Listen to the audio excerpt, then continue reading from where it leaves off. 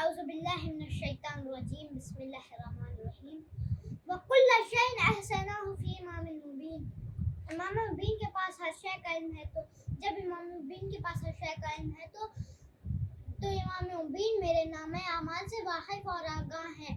اور لوگوں، بے شک قرآن مجید کی تلاوت سے پہاڑ چلائے جا سکتے ہیں، زمین کی مسافتیں طے کی جا سکتی ہیں اور مردے زندہ کیے جا سکتے ہیں، بشرط کہ قرآن کا وارث قرآن کی تلاوت کرے۔ اور ہمارے اور آپ کے چھٹے امام علامہ جعفر صادق علیہ السلام فرماتے ہیں کہ الذین اوتوا العلم سے مراد ائمہ ہے۔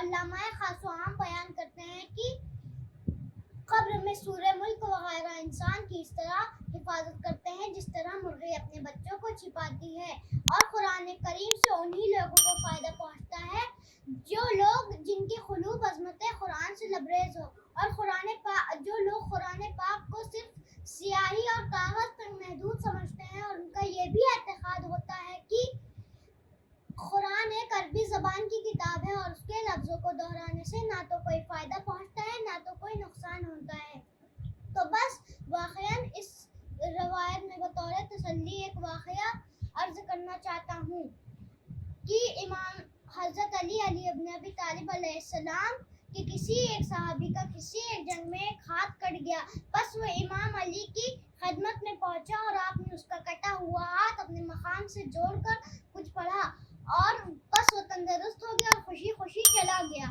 دوسرے روز وہ امام کی خدمت میں پہنچا اور کہا کہ اے امام، آپ نے میرے دستی بریدہ پہ ایسا کیا پڑھا؟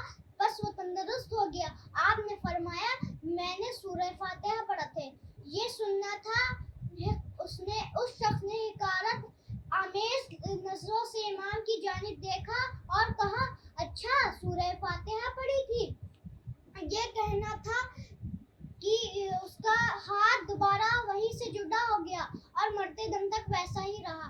لہٰذا شرط کی قاری کے دل میں اہل بیت اطہار کی طرح عظمت قرآن معجزن ہو، جب تک ان کی محبت نہیں ہوگی کوئی چیز فائدہ نہیں پہنچا سکتی۔ اللہم صلی علی محمد و آل محمد۔